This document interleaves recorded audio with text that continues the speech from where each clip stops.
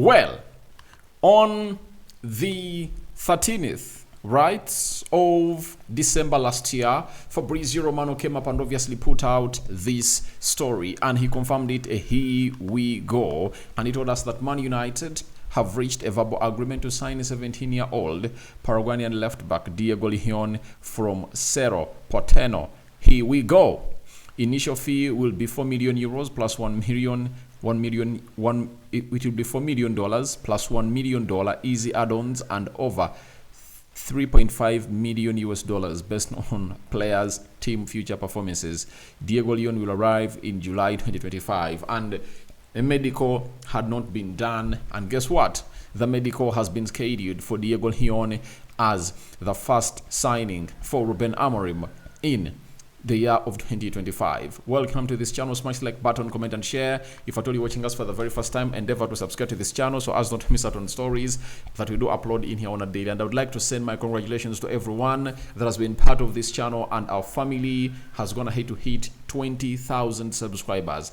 I repeat it, 20,000 subscribers is what we've gone ahead obviously hit, and that is a very huge mark that we've gone ahead to hit in here as a side of Manchester United Matters channel. And you people are the reason as to why we've gone ahead obviously hit this milestone. If it were known to you, we wouldn't have gone ahead to be here. That's why I really hold you in high esteem, because we're really doing great. And now let's get to the journey of 30K. But the journey of 30K obviously happens in 100, and let's see to it that we really hit 20,100 subscribers, right? Meaning that we are left with like 80 subscribers to hit 20,100 subscribers. So guys, go into the lower right bottom corner, smash the black button that has the word subscribe. After smashing it, hit the notification bell that will enable you get notified every time I upload a video onto this YouTube channel of ours. That is the United Matters channel. Now,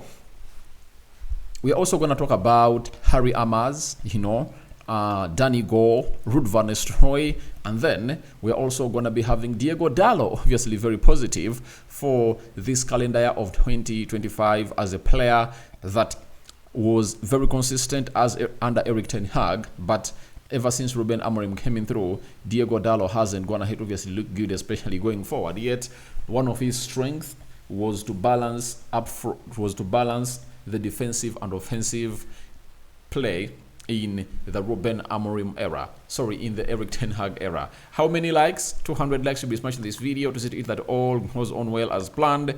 And it's the winter transfer window that is on, and that's why I'm really here to present you these stories. Early morning, fast video. Now, we are having Bruno Pont. Bruno Pont, obviously, comes in through from the side of Paraguay, where this guy comes in from, that is Diego Leon. And he also does that Diego Leon will travel to Manchester United in the next days to undergo his Manchester United medical. His agent Renato Bita has confirmed. So his agent confirmed that in the coming days, the next few days, he'll be flying to Manchester United to undergo his medical. Now, Mail Sport were too specific. They told us that Simon Jones, Diego Leon will undergo his United medical next week. So next week, Diego Leon will obviously be traveling to Manchester United, obviously undergo his medical. And to it that after a here we go is sounded, the player has to obviously come up and really undergo his medical.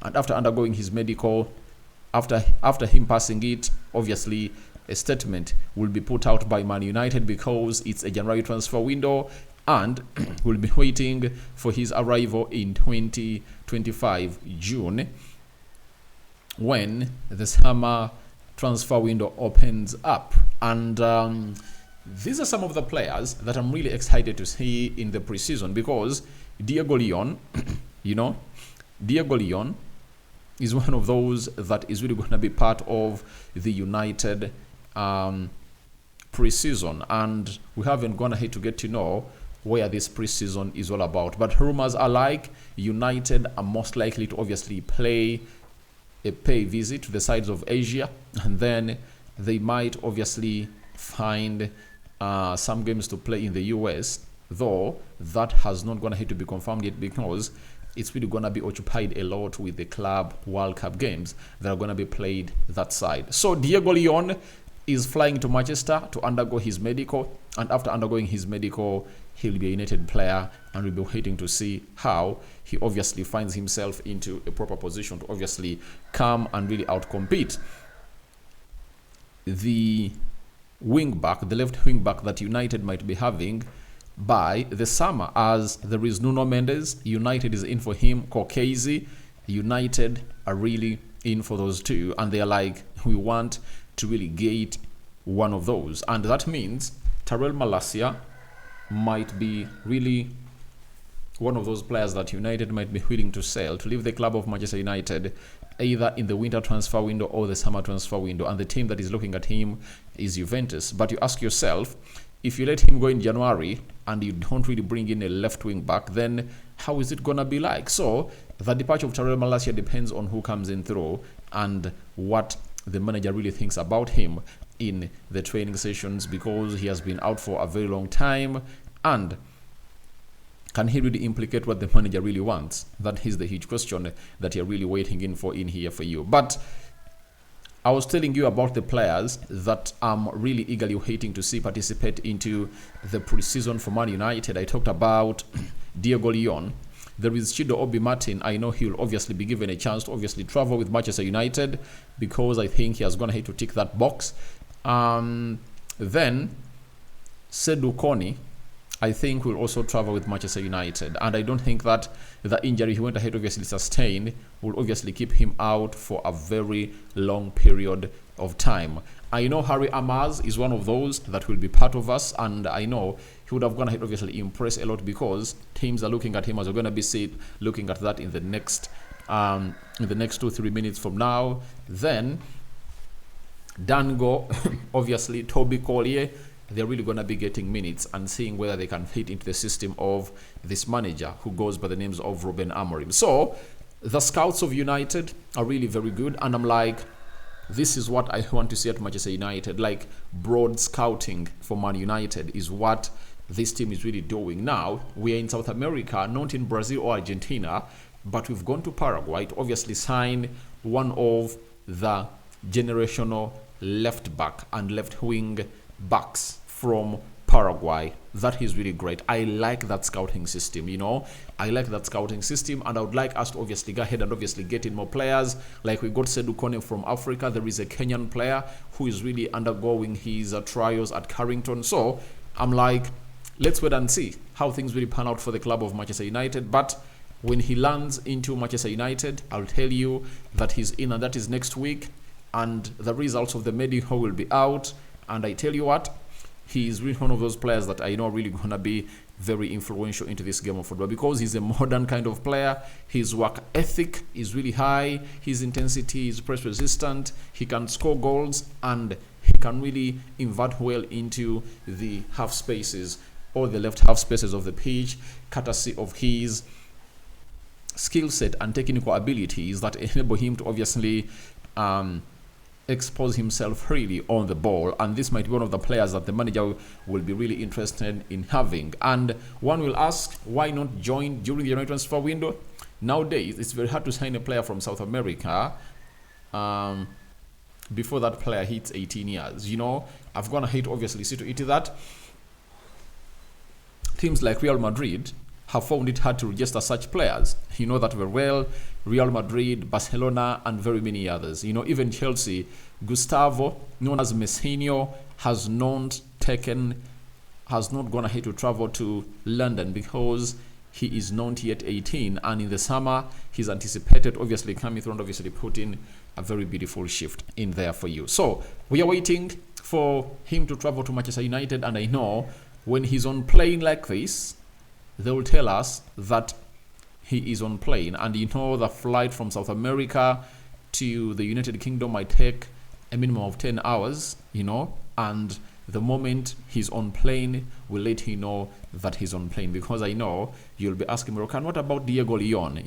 Diego Leon is a player coming in through. So I'm really excited about this youngster, that his medical is now being scheduled for next week, and when it's done and dusted, you know what we do onto this channel. And with effect from today, I promise, I've gone ahead to make these promises, but this time around, I think I've gone ahead to obviously close down on most of the affairs that have been holding me back, and I'm here to obviously bring you the best of the best in here.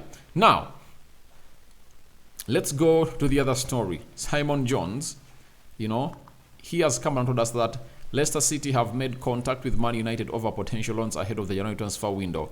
And when I heard of the potential loans, I was like, are they gonna go in for players like Anthony, players like Malacia, players like those players that believe that they should be getting in more playing time? But surprisingly, the United Academy came up and obviously confirmed to us that it's not none of those. It's Harry Amass. And they told us that Leicester City are interested in signing Harry Amass on loan from Man United this January winter transfer window. However, an offer hasn't been put on the table yet, amid interest from the Championship and League One clubs as well. Now, I think this is where things are really going to get interesting at the club of Manchester United. As the manager is bringing in Diego Leon, we are having one of the stars that we thought would obviously get their Premier League debut under Erik ten Hag, and never did he. You understand? Amid his hearts having 2 left backs injured, the manager was like, I'm not going to give this guy a go into that side. And I'm like, it's not really called for as for us not to tell the manager what to do. We might look at Harry Amass as a player who is ready, and the manager is like, he's not ready. And Erik ten Hag was like, you never told me to launch Garnacho. You never told me to launch Kobe Mainoo. You never told me to launch Toby Collier and very many others. You understand? You never told me to launch them. So he was like, this player is not ready. And that is going to obviously be proven by Ruben Amorim. Because when you look at the characteristics that Ruben Amorim wants in left wing back, Harry Amass has them all. You get? Harry Amass has them all. And in the due course of really having them all, Harry Amass hasn't featured anywhere into the starting 11 for the club of Manchester United, or come off the bench to play any minute under Ruben Amorim. That shows you that he hasn't gone ahead to obviously impress hugely.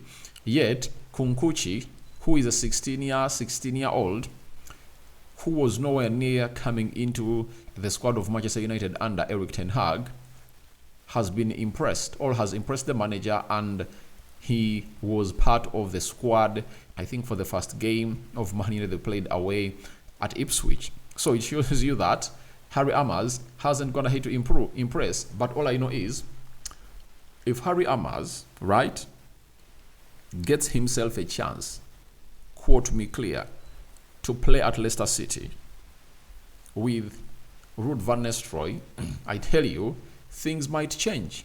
The narrative might change. Why will the narrative change? Because the manager will obviously see how good this player is. We know how good this player is. We remember how we pocketed Mohamed Salah way down in America in the preseason, and he played really very well. And for your information, Murray looked like was the preferred left back for Erik ten Hag in all those games. But with Harry Amass coming in to play 45 minutes, the manager went ahead to obviously believe in him, played him against Liverpool, Arsenal, and there is another big team that we played down into America in the preseason. And that is Harry Amass for you. And I 100% believe in him that he will go to Leicester City, perform very well, and a message will be sent out to the club that the guy is ready. The guy is ready. And maybe it can be one of those decisions that will be made by the club of Manchester United to obviously keep him or sell him. When you keep him, you're really keeping the pride of Manchester United and their history and reputation on really getting the youngsters from the academy and obviously promote them to the first team. When you sell him, I tell you, that is pure profit because the player coming from the academy. But he's one of the highly rated best left backs in the world at his age. And one of the things I don't want them to do is selling him, because United has went ahead, obviously, sell very many youngsters from the academy because they are making what we call a pure profit. You understand? So that's what we had in here for Harry Amass, but all I want to see is him going to Leicester City, because I know he'll obviously do a very good job there at the club of Leicester. And Ruud van Nistelrooy had an eye on him when he was at Manchester United as one of the assistant managers, though I think he never played him a minute in his 4 games that he was an interim at the club of Manchester United. I don't remember that happening. You understand? So that's it all for Harry Amass, but Rick Fay has come out and obviously had something to say about Harry Amass and Danny Gore.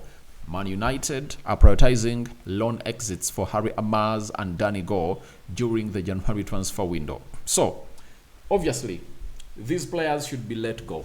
I think especially for Dan Gore, injuries went ahead to obviously hold back his progress into the first team. I tell you, if he never got injured, I think Man United, Erik ten Hag would have gone ahead to go him with the preseason in the US, and I tell you, he would have gone ahead to command a starting position into that midfield, because Erik ten Hag reached an extent when he wanted another midfielder, but all he had was Casemiro into there. And I think with how good this boy is on the ball, he's really exciting.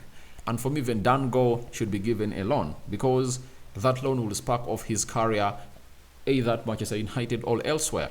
So I want these two to obviously go on loan and see how they're really going to be behaving for the club of either Leicester or any other club where they're going to be playing at. But I think Dan Gore has reached that level to obviously find himself playing. I think he's 20 now, and at the age of 20, you would like to be getting what we call regular football. And that regular football you get at the age of 20 defines what your career is really going to be, because you won't miss out on what we call the